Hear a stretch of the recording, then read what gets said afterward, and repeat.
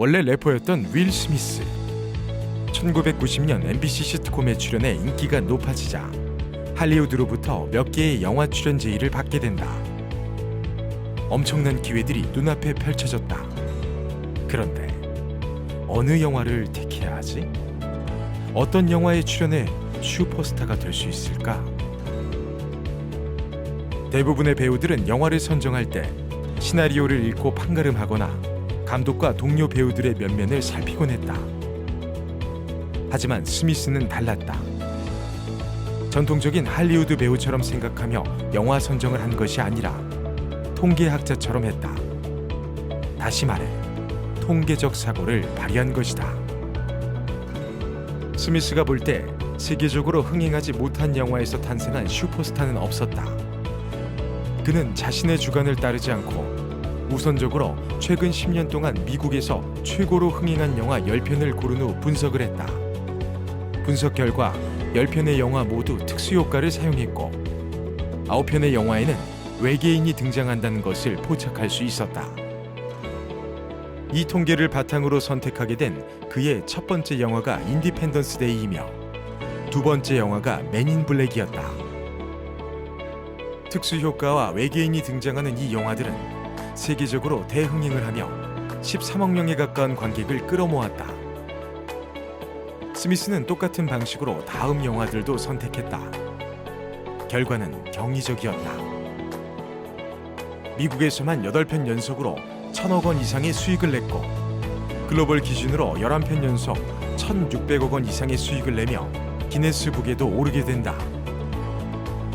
그의 작품 21편 중 5억 명 이상 관객을 동원한 작품만 5편이다.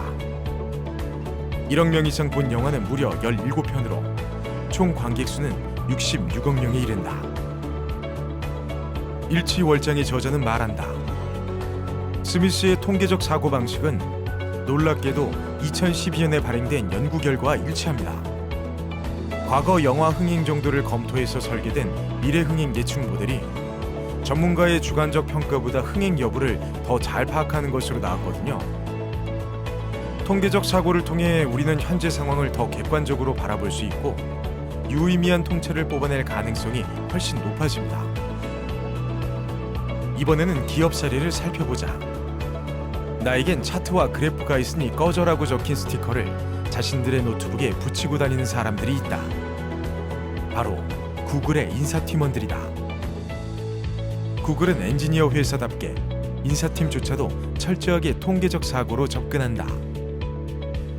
팀의 3분의 1이 통계학과 심리학 분야에서 학위를 받은 사람들로 채워져 있습니다. 통계적 사고가 결코 완벽하다는 것이 아닙니다. 지속적인 연구와 데이터 분석을 통해 더 나은 결과를 낼 수 있고 구글은 그것을 증명하고 있다는 것이 중요합니다. 인간은 편향에서 절대 벗어나기 힘든 존재입니다. 따라서 통계적 사고가 조직 문화 속에 스며들게 된다면 조직의 성장에 가장 큰 무기가 될 것입니다. 이는 신영준 박사가 직접 멘토링한 멘티 A군의 사례와 일맥상통한다. 회사 생활에 어려움을 겪고 있던 A군에게 신영준 박사는 먼저 엑셀을 공략하라고 말했다.